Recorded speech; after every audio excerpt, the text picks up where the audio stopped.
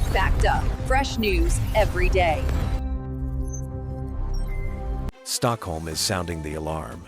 Europe must prepare for wartime. The threat from Moscow is already at the door. Russian MiGs in the skies over Estonia. NATO declares. Next time, the response will be immediate. Trump shocks at the General Assembly. Ukraine is capable of reclaiming its territories.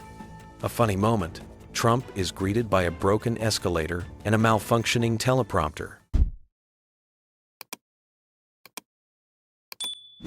At the UN General Assembly, Donald Trump sharply strengthened his position on Ukraine. He declared that Kyiv is capable of reclaiming all its land, including Crimea and Donbass. According to Trump, the Russian army is fighting aimlessly and exhausted, and a return to the 1,991 borders seems a very possible scenario. After gaining knowledge and fully understanding of the Ukraine divided by Russia, military and economic situation, and after seeing the economic trouble it is causing Russia, I think Ukraine, with the support of the European Union, is in a position to fight and win all of Ukraine back in its original form.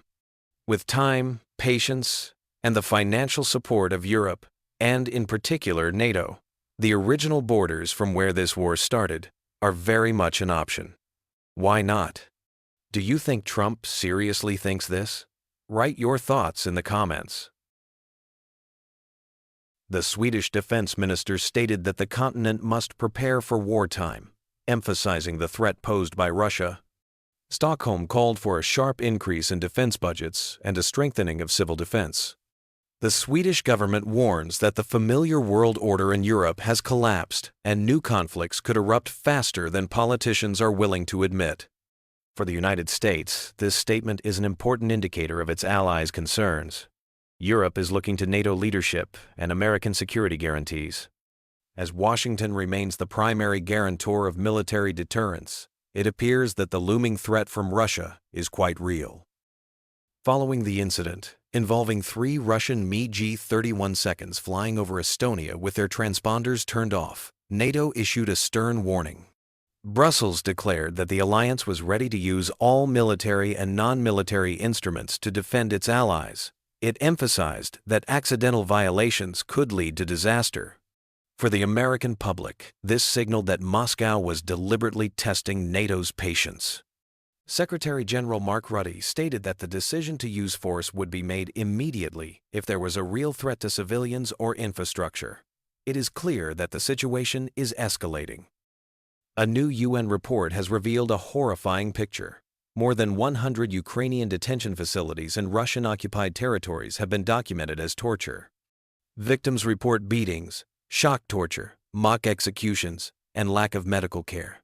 At least 36 people have died as a result of such conditions and cruel treatment. This report shocked the international community and became yet another argument for increasing pressure on Moscow. For the US and Europe, this is direct evidence of systemic human rights violations that cannot be distinguished in global diplomacy. Once again, Russia demonstrates that it is a pariah state worldwide. Share your opinion in the comments. Donald Trump's speech at the General Assembly was one of his harshest in recent memory. He criticized world leaders, accused their countries of charting doom, and attacked the climate agenda, calling it the scam of the century. At the same time, he declared that the United States 100% supports the UN, but only if the organization stops being a blank talk club. For Western audiences, this speech was a mixture of aggression and showmanship in Trump style, playing on contrasts. One of the questions he answered later included a comment along these lines. Do you think that NATO countries should shoot down Russian aircraft if they enter their airspace? Yes, I do. Okay, Rhetoric. No one believes your tough guy act. It's getting cringe. Also, try to make it a little less obvious that you're just a U.S. slave and not a real country. An unexpected scandal erupted around Polish President Nawrocki during the UN General Assembly. Cameras captured the country's leader taking out a small box and placing a portion of nicotine under his lip. The footage instantly went viral on social media, sparking a wave of memes and criticism from the opposition, which called it a disgrace to the country. The U.S. Secret Service and partner agencies uncovered an unusual threat in New York City. A network of thousands of SIM cards and servers capable of overloading cellular networks during the UN General Assembly session was taken down across 3 boroughs. According to media reports, this SIM farm was capable of sending millions of messages and wreaking havoc on communications. The incident served as a reminder that cyber sabotage threats are reaching a new level. For Washington, this is a wake-up call. Even the largest U.S. cities are vulnerable during global summits. The Lithuanian parliament approved a new rule. The military can now shoot down drones violating the country's airspace. The move was prompted by a series of recent border incidents in which unknown drones crossed into Lithuanian territory.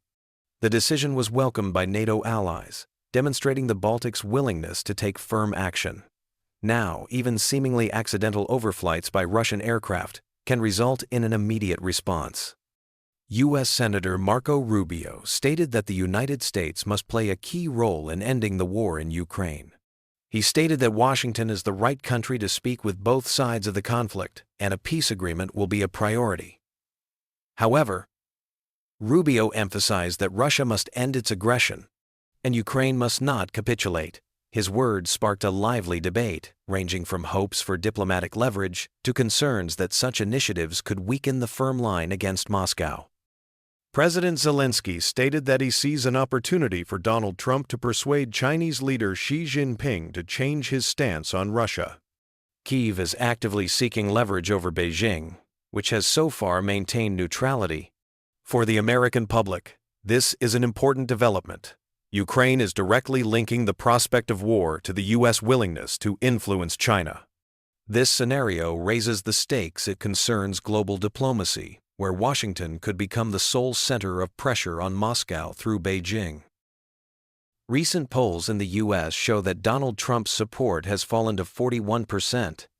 Americans' main concerns revolve around the economy, rising prices, declining confidence in the dollar, and pressure on markets. Experts note that the electoral base remains strong, but dissatisfaction with the middle class is growing. For Western audiences, this is a sign of political turbulence. Even despite his grandiose statements on the global stage, Trump is losing some support at home. Trump's visit to the UN got off to a bizarre start. First, the escalator he was riding with Melania stopped. Then, the teleprompter malfunctioned. The president himself joked that the UN greeted him with broken equipment. The organization later explained that the security system had tripped and the equipment had been supplied by the White House. It seems Trump is losing pressure with technology, not just people.